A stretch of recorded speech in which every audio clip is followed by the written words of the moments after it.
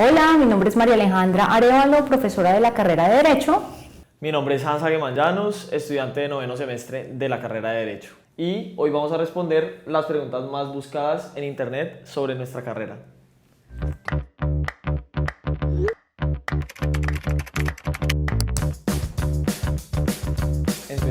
Empecemos, a ver. Ay, Dios. ¿Qué dice? ¿Qué hace un abogado? Uf, qué buena pregunta. A ver, ¿empiezo o empiezas, Hans? Dale tú. Bueno, un abogado tiene muchas facetas. Digamos que tradicionalmente nos dicen, eres abogado, entonces yo tengo que estar en la cárcel. No necesariamente, porque en realidad pues un abogado, digamos, se puede dedicar a consultoría, es decir, a resolver todas las consultas, dudas que tengan los clientes, usuarios o demás. También puede dedicarse a temas, por ejemplo, penales, que es lo típico por lo cual lo encasillan a un abogado. Puede dedicarse también al litigio, que litigar es básicamente ir ante una corte a resolver un problema. O puede trabajar en organizaciones internacionales, ONU, OIT, todas aquellas organizaciones que se encargan pues de todos los temas multilaterales. ¿Qué tienes para complementar? Yo siento que el campo de acción del derecho es supremamente grande y considero que el abogado es muy interdisciplinar desde sus estudios, entonces, como lo decía María Alejandra, creo que el campo desde lo público y desde lo privado es muy complementario entre sí, pero también es muy diverso. Desde el campo internacional creo que es un campo un poco inexplorado o de pronto poco visto por parte de los externos a la carrera, pero sí, el abogado es muy dado hacia el servicio de los demás a través de la resolución de conflictos jurídicos. A la política, ¿no? Para que le guste la política también puede ser. Muy complementaria. Bueno, vamos bien. Vamos bien. Vamos bien. Bueno, segunda. Siguiente. Esta es una pregunta constitucional. Oh my God. ¿Por qué no existe la pena de muerte en Colombia? Inicio.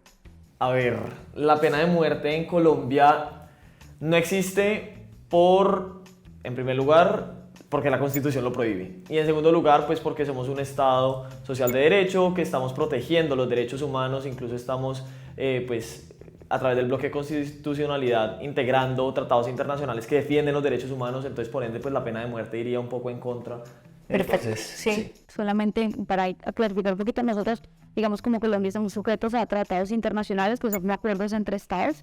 Entonces, nosotros como Colombia no podemos ir en contravía de lo que digan los acuerdos entre los estados. Por eso, básicamente. exacto. Bien, Hans. ¿Estás listo para un Para el preparatorio? preparatorio. Producers, the directors, the writers, the cinematographer, the composers. Que me exonere, por favor. ¿Te ayudo? Aquí. Listo. ¿Qué significa imputar cargos? Imputar cargos penal. Eso es puro derecho penal. Imputar cargos hace referencia a una actuación que es justamente de la fiscalía, pues. De la fiscalía, donde le atribuyen a una persona la potencial comisión de un delito. Pero es potencial, porque hasta que el juez me diga que en efecto pues, ha cometido esos delitos, se presume inocente. Exactamente, sí. Estoy de acuerdo con tu respuesta. Sí. Es determinar si alguien es o no culpable de un delito.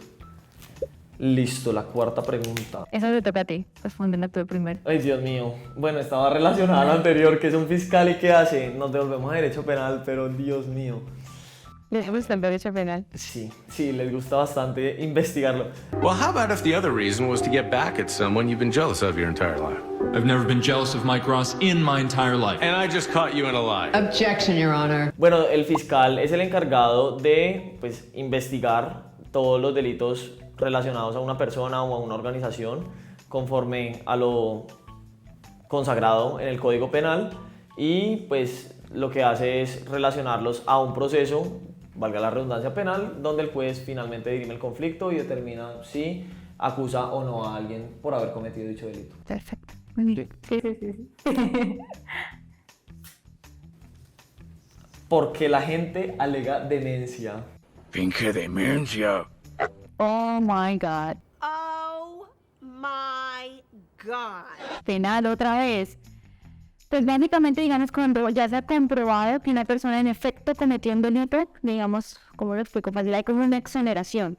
Y es que si tú eres inimputable, es decir, si tú padeces demencia o alguna situación de incapacidad, pero bastante fuerte, pues no te llevan en la cárcel, sino que te llevan a un centro ¿cómo se dice eso? Rehabilitación mental o un centro como de control mental, entonces evitas ese paso. Entonces, pues mucha gente hace eso, ¿no? Exactamente. Sí, son penas que no son privativas de la libertad, sino que tienen un trato especial hacia las personas que tienen pues dichas calidades de inimputabilidad. Exacto. Esta pregunta, ¿por qué la hacen? ¿Por qué se le llama arma blanca y no arma negra? Oh my God!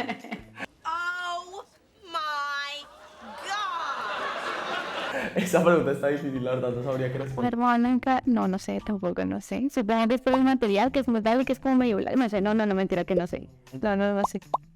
La verdad, no sé. No. Sí, no me preocupo. Siguiente. Ayúdame, María Alejandra, Bueno, con voy esta. yo. Ay, mira, esto está cool. Es real, caso de real.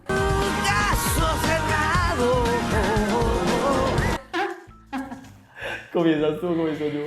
Pues no me consta, no sé. Pero digamos que hay como situaciones un poco extrañas. Me encanta que haya venido Mayor con su evidencia preparada. ¿Usted quiere oler la comida que se No, yo no quiero oler nada. Lo que sí es cierto de casos de real que esto hay que explicarlo es que digamos que uno tiene varios métodos de solucionar conflictos. O te hablan de un juez, o te hablan de unas personas que llaman terceros, consigliados, amigables, contenedores. Entonces, lo que haría, ¿cómo se llama? La doctora Polo. Lo que haría la doctora Polo es como resolver conflictos, no como jueza, pero sí como un tercero que resuelve ese conflicto y en efecto tiene efectos jurídicos, ¿no? Ahora, si los libretos en rehenes, no me consta. Yo la verdad sí siento que es súper actuado, o sea... Hello. Good afternoon. No, ningún afternoon y ningún hello. Aquí tú hablas español. ¿De dónde eres? I was born in Colombia. Háblame español. Si no hablas español, en la próxima palabra te largas. ¿Me entendiste? Si no hablas español, te largas. Sí, señora. Qué bueno, hablemos español. Pues que, no sé, incluso personalidades de la farándula han estado en caso cerrado, entonces yo siento que sí. Yo no sabía. Sí, tiene como una connotación ahí artística. De pronto los casos sí son inspirados en hechos reales, pero tienen un toque dramático, exagerado, bastante fuerte. Y creo que se le nota mucho a los personajes, que es como el mismo motivo del programa. Me parece hasta chistoso. Incluso la doctora Polo, pues es todo un personaje, o sea... En sí mismo es un personaje. ¿Qué crees? ¿Realmente Johnny Depp es inocente? Oh my God. Pregunta compleja, no sé, honestamente no sé, o sea, hay tantas circunstancias y hay tantos como chismes y tantas como información que, no sé. No, honestamente no sabría qué decir, no sé. Bueno, yo creo que pues en Estados Unidos ya dictaron un fallo donde Johnny Depp salió inocente, sin embargo, yo creo que ahí hay culpabilidad de parte y parte en cierto asunto. Lo que pasa es que está metido en mucho tema psicológico también. Exactamente, sí. Como que sí, tiene una connotación bastante, no sé, de muchos lados, entonces no sabría decir con certeza. Pero pues si el juez haya fallado de esa manera, supongamos y presumamos que es inocente. Sí. Hasta que se demuestre. Hasta que se muestre lo contrario, como hay un principio en derecho penal. Anótenlo. Listo. Lela. Si alguien me ataca y yo me defiendo con otra arma y sale herido, ¿soy culpable? Bueno, en realidad hay algo que se llama la legítima defensa y eso es súper importante que lo sepan, pero no se puede llevar pues a gran escala porque pues uno tiene que defenderse de igual manera, es decir, con la misma Proporcionalidad. Exacto. Entonces, pues según este principio, uno sí puede utilizar un arma, pero pues que no tenga mucha diferencia con la que te están intentando agredir. Sí, solamente para indicar, si yo le pego a Hans ahorita, Hans no puede sacar un arma y matarme. O sea, no es proporcional. Lo que podría hacer Hans en su legítima defensa es pegarme a mí. Pero tiene que ser proporcional. Sí, exacto. Ustedes ya saben. Uy, esta pregunta sí me gusta. ¿Un abogado debe aprenderse toda la ley de memoria? Pero qué buena pregunta. No. Yo la verdad siento que no, o sea, las leyes están ahí en el computador, en el código, en físico, en la constitución política. Los derechos están por todos lados, cada día salen nuevas leyes, expiden nuevas leyes y siento que el trabajo no se tiene que hacer de memoria, siento que los instrumentos están ahí para utilizarlos, sin embargo, uno tiene que utilizar las herramientas que le enseñan en la carrera para poder resolver esos conflictos jurídicos acompañados de la norma y de las Completamente normas de cierto. derecho. Digamos que antes se entendía, se mal entendía, que el derecho se aprendía de memoria, aprendiendo recitando artículos, y en general no, porque en realidad el derecho puede cambiar, una norma puede ser derogada, o sea, que significa que puede ser borrada de nuestra legislación, y en realidad lo que nosotros hacemos es interpretar la norma para definir la resolución de un determinado caso. Entonces, si tú no tienes competencias de argumentación, de interpretación, de análisis, pues maneces recitando el código porque finalmente cuando ya llegue a la práctica no sabrás qué has hecho. Exacto. Y mil felicitaciones a los expertos, abogados, incluso profesores nuestros que se saben las leyes al derecho y al revés, pero yo no estoy Sí, muy no, de no, acuerdo no, yo tampoco. con esa técnica. A ver, vamos con esta. Creo que está medianamente resuelta. ¿En qué puede trabajar un abogado? Ay, mira, la dijimos en muchas cosas. Bueno, pero nombremos como, porque fuimos como muy generales, como algunas puntualidades en donde puedes trabajar. Puede ser magistrado, puede ser juez, puede ser litigante, puede ser asesor jurídico en temas corporativos, legales, empresariales, internacionales. Puede ser abogado de los trabajadores, laboralista, que se llama. Puede ser abogado de los empresarios, que defiende a los empresarios o empresarial. Puede ser Ocupar cargos políticos, ocupar político, ser alcalde, gobernador, magistrado, etc. diplomáticos. Diplomático, ser chévere, sí, ser diplomático. Profesor, Aquí estoy yo. Existen esas dos vertientes, ¿no? El campo Práctico y práctico académico. y el investigativo. escribir, por ejemplo, muchos de nosotros escribimos, nos dedicamos a la academia a escribir. O sea, ¿te gusta escribir? Sí, sí, sí. En efecto. Bueno, esta es, creo que introducción al derecho. ¿Cómo se crea una ley? Uy, Dios mío, bueno. Very wise. Dale, dale. ¿Cómo se crea la ley? Depende del país. Empezamos diciendo por allí, depende del país porque no todos tienen un proceso de producción legislativo igualito. Aquí en Colombia al menos, como tenemos un sistema, digamos que el Estado es uno solo, no es como Estados Unidos, como Brasil, que son varios subestados, por llamarlo así. Entonces lo que hacemos acá es nosotros tenemos dos grandes órganos legislativos, que son los órganos legislativos quienes crean las leyes. Entonces está el Congreso y la Cámara de Representantes. El Senado. Perdón, el Senado y Cámara, uy, gracias. Senado y Cámara de Representantes que conforman juntos el Senado, el Congreso, el Congreso. Pues, ¿qué pasa?